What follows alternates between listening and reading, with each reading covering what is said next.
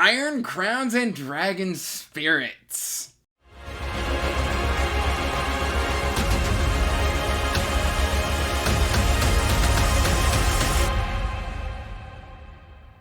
Hey everyone, welcome back to Andrew's Wizardly Reads, and today I got another book review for you. But before we get into that book review, make sure you're liking and subscribing, hitting that bell notification so you can get regular updates for when I put out new content episodes every Monday, Wednesday, and Friday. Also, make sure you're checking the description box down below for the link to the Wizardly Duo Discord, as well as information about my Patreon and links to all of my social media. And today we are talking about, honestly, a fantastic self-published book, and that is The Iron Crown by L.L. McCree. And honestly, guys, like, when I heard about this, I was like, yeah, no, that sounds super interesting. I wonder if I'll like it. So I sent away to the Broken Binding. This is the only book I've ever bought from the Broken Binding. I went and got a signed copy of the paperback. And I waited. And then it showed up, and I immediately started reading this. And you know when you hear, like, the synopsis of something, and you're like, yeah, that sounds interesting. This is super interesting. It paid off so well. I loved pretty much everything in this story, but I think its greatest strength is its character work. So, what's this about? Well, on the back, it goes, Finn's first and only memory is finding himself in the middle of a forest, face to face with a dragon spirit mocking him.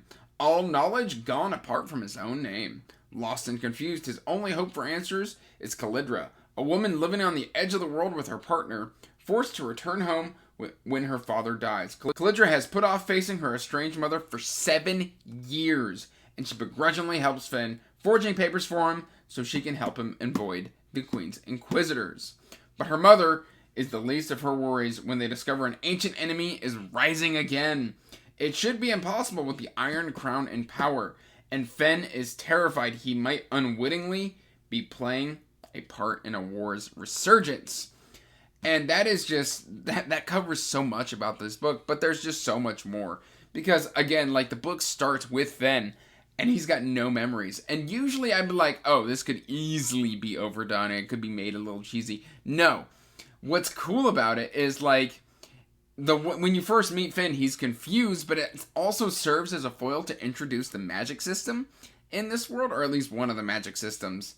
And it's really, really awesome. Essentially, the way this world works is if, like, a forest gets big enough or a pond of water gets big enough and, like, draws a bunch of life to it, like, people move to it or they investigate this place, or, like, you know, trees or anything of that nature, like bodies of water, mountaintops, all of these things, or if, like, people rely on a certain element too much, it develops a spirit, and this spirit takes the form of a dragon.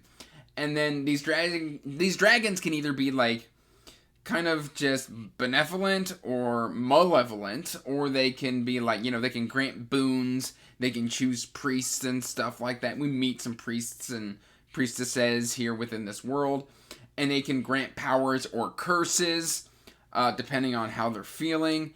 And so Finn wakes up and he's in a forest, and he meets a young dragon spirit by the name of Hassan. And he's just like, hey, you're kind of, you know, like, you're ripping thorns off of my vines in my forest. Like, you need to stop. And he's just like, well, I'm drowning. Like, you know, because he wakes up, no memory, in, like, a bog. And so he's just, like, sinking, and he freaks out. And so, like, he's discovered in this compromising position by Calidra and her partner, Giselle, on this kind of island out in the middle of nowhere, where there's, like, an inn and some things of that nature. And yeah, it's really, really interesting because it's a great way to kind of just bring the initial party together, because due to some unfortunate timing, Calidra's father, a laird in the kingdom, has passed, and she needs to go kind of pay respects to her mother, because her mother is a piece of work. We're not going to go into that, but her mom's a big piece of work. But, like, yeah, the way that the characters in this story just interact, I think, is absolutely fascinating. One of the best relationships I have read in a long time between Giselle and Calidra, because, frankly, these two both have strengths and weaknesses, and the way that this partnership has come together and their relationship unfolds is that they both kind of step in to fill the gaps where the other person is deficient. Like, Calidra's very hot-headed, she's very confrontational, she's got a chip on her shoulder. Giselle is very bubbly, but she's using that bubbliness to hide some pent-up feelings because, like I said earlier, spirits can curse. And Hassan is a trickster spirit, kind of, sort of. Like, he's very mischievous. And she did some unforeseen thing and got cursed. And she can feel no sensation. So if she gets damaged, or she gets hurt, or she gets walks, or, like, if she's not reminded to eat, she will starve. Things of that nature. So she doesn't feel hunger. She doesn't feel sensation. And it's something that she really, really struggles with. And so, like, Caligula reinforces her there. But also, like, Giselle kind of comes in and shaves off those rough edges on Caligula. And it's just fantastic. And then Fenn is just there to kind of, like, I don't know. He serves as a foil to, like, make them serve and stand on their own. Because whenever they're not together, like, Fenn's always there. And then they learn to interact with Fenn. And, like, his own insecurities, because, you know, he's like, I don't know who I am. I don't know if I have friends. I don't know if I have loved ones. I don't know if I have kids. I don't know if I'm important. I don't know if I'm unimportant. I don't know if I'm a peasant. I don't know if I'm a nobleman. Like, he knows nothing other than his name. And, like, he is just completely lost, and he needs these two individuals to save him. And then, along the way, we meet just a pretty decent cast of characters. Our main antagonists are the Mirish, or the Mir. These are kind of like malevolent magic entities who 5 years ago were at war with this continent, what was put down due to some machinations by the Iron Crown, which is the leader of this continent, and that is Queen Serrano and her spirit, which is a bound spirit. Basically, her ancestors bound the biggest spirit in the land, which is bound to iron, thus the Iron Crown, to a sword, and his name is Torkian, I believe, the dragon spirit Torkian. He's fantastic. We don't really spend a whole lot of time there. Our main antagonist from a human character would be Torsten, and he's the High Inquisitor, or the Grand Inquisitor. I forget his actual title. And he is not only bound to Torsten, but he also has his own spirit, which is Mirath, I think is its name, which, one of the cool things about the magic system in this world, which is soft magic, is if a spirit's kind of shrine, or, like, you know, say you cut down the forest that created a dragon spirit, that dragon spirit ceases to exist. Say you've got a spring of water that gets fouled, and people stop coming there and stop worshiping, then that spirit starts to lose power. And Mirath is one of these that, like, is linked to Torsten. And it's just so intriguing because Torsten also has, like, an antagonistic relationship with another character who is, like, a fallen general with a tragic backstory by the name of Varlot.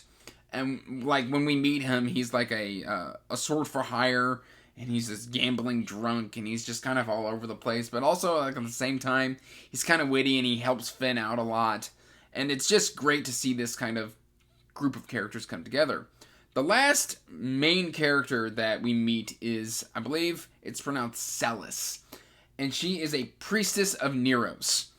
And Neros is basically this giant ocean spirit who is just aloof, never grants their priests or priestesses any boons, and is just kind of like there. And people still worship him, or her, I think it's a her, because it's this large body of water. She is a powerful spirit, she just doesn't care. Which is, you know, the kind of the way water kind of acts upon the world. It wears it down. It doesn't care that you're there. It'll nourish you or it'll kill you all the same. Like, it doesn't matter to the water. And that's kind of how Nero's is as well. It's more like, this is my territory. And it's so fun. The character work in this book, the relationships, is really where this book stands. It's got a good quest, kind of like, we've got objectives to get to within the story, and it flows like, oh, Calidra's got to get to her parents, and then we've got to continue to help Finn, and like the whole time, the Inquisitors are hunting the lost, which are the people who have lost their memories. They're trying to figure out where this mystery came from, like what happened to these people, why are they like this, and of course, when the name Inquisitor, you know they're not going to do a good job about it, and they're going to be kind of heavy-handed with their approach. That said, guys, like, in terms of pacing, I flew through this book. I think I read this in 6 days. It's relatively chunky. It's 500 plus books. My enjoyment level was through the roof. I think I gave this 5 stars. My main critique here is there is a character in here by the name of Apollo who appears in the second half. Apollo appears in the prequel novella that helps kind of flesh out this story.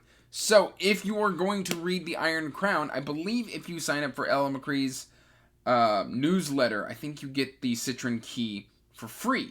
And I do recommend reading that first. I did not, and I feel like I was just missing a tiny piece of the story that would have helped enrich it even further. So, read the novella first, and then, like, once Apollo appears in this book, because he doesn't appear until part 2.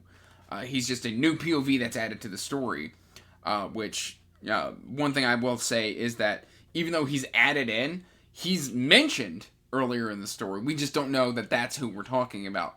And L.L. McCree does a great job of just weaving these characters together and making a cohesive story so that the events make sense. I love that. I love the magic system. I love the pacing. I highly, highly recommend this 5-star self-pub book.